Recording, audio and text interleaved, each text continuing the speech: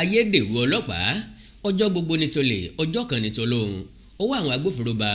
ayédèrú ọlọ́pàá kan tí wọ́n ti yọ kúrò lẹ́nu iṣẹ́ ọba látàrí àwọn àìṣedéédé kan lẹ́nu iṣẹ́ ọba ṣe ajédé kìí jẹ̀kan mọ́ ìwà kìí foníwà sílẹ̀ àti pẹ̀lú èrò pé bí wọ́n bá léni níbìkan ibìkan là á kọrí sí arákùnrin ọ̀hún ọ̀gbẹ́ni Francis Williams ńlọ́wọ́ ẹsẹ̀ kó òfin tẹ̀ pẹ̀lú aṣọ ọlọ́pàá oníkàláńkẹ̀ nílọ́rùn níbi tó ti fẹ́ jí ẹ̀rọ amúnáwá tó jẹ́ ti iléeṣẹ́ tó ń pinná nílùú Enugu èyún Enugu Electricity Distribution Company EEDC lọ́jọ́ kọkànlá oṣù kẹsàn-án ọdún 2023 tá a wà yìí gẹ́gẹ́ bí wọ́n ṣe sọ àwọn ọlọ́pàá tó mú arákùnrin ẹni ọdún mẹ́rìnlélọ́gbọ̀n ọ̀hún láti ẹ̀ka division ti Indiegoro wọ́n ní àwọn mú pẹ̀lú ayédèrú káàdì àṣẹ lẹ́yìn ọ̀sọ́kà náà làwọn sì ti gbé lọ sílé ẹjọ́ bákan náà lọ́wọ́ àwọn bá arákùnrin ẹni ọdún márùndínlógójì kan ọ̀gbẹ́ni Chukwuemeka London lógúnjọ́ oṣù kẹsàn-án ọdún 2023 lẹ́yìn táwọn èèyàn kan kọ ìwé ẹ̀sùn ìwádìí sí iléeṣẹ́ ọlọ́pàá ẹ̀ka ti Igúnnágbó wípé afurasí ọ̀daràn ni bá a pẹ́ lórí ìgbọ̀nsẹ̀ ìsìnkéèsìn ni máa ń yọwọ́ omi ẹni lọ́gán làwọn gbé ìgbésẹ̀ akin Ọlọ́run sì fún àwọn ṣe níbi tí àwọn ti gba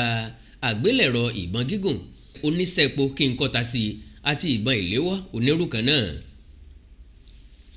Iléeṣẹ́ ọlọ́pàá ìpínlẹ̀ Abia ti kéde bí wọ́n ti mú ọ̀pọ̀lọpọ̀ àwọn afurasí tí wọ́n yan onírúurú ìwà jàǹdùkú láàyò nígbà tí wọ́n kọlu iléèwé girama Ìhèrè nílùú Aba pẹ̀lú òfin tótó tó mọ yanyan níbi ìfarapamọ́sí wọn lọ́wọ́ ti bá Kelechi Kanu tó jẹ́ ọkùnrin ẹni ọdún márùndínlọ́gbọ̀n Inanna Nwogu ọkùnrin ẹni ọdún márùndínlógójì Chika Ugochukwu ọkùnrin ẹni ọdún márùndínlọ́gbọ̀n Ndubuisi Chikere ọkùnrin ẹni ọdún méjìdínlógójì Check Bowell ọkùnrin ẹni ọdún márùndínláàádọ́ta Ugochukwu Monday ọkùnrin ẹni ogún ọdún Grace Chika obìnrin ẹni ọdún mẹ́tàdínlọ́gbọ̀n àti Owe Mary tó náà jẹ́ obìnrin ẹni ogún ọdún náà lọ́wọ́ tẹ̀ tí wọ́n rí mú. Nínú àpamọ́wọ́ wọn làwọn ọlọ́pàá ti bá ọ̀pọ̀lọpọ̀ àwọn egbòogi olóró bíi igbó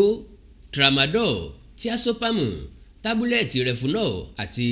tábúlẹ̀tì siminol tí àwọn ọlọ́pàá sì gba gbogbo ẹ̀ lọ́wọ́ wọn kí wọ́n tó gbé wọn lọ sílé ẹjọ́. ẹ̀wẹ̀ àwọn agbófinró ìpínlẹ̀ Abia ẹ̀ka tó ń gbógun ti ìgbésùmọ̀mí tá a mọ̀ sí Counter Terrorist Unit ní ọjọ́ 24 oṣù kẹsàn-án ọdún 2023 bákan náà wọ́n gba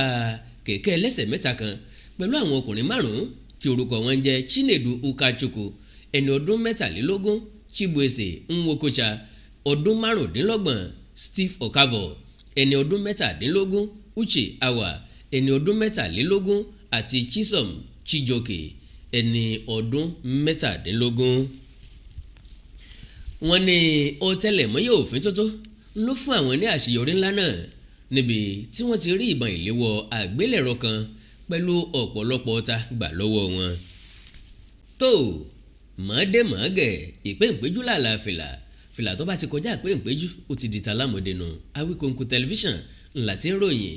ẹ̀kú iṣẹ́ òní ẹ̀mọ́ ìyáṣẹ́ ò ire o.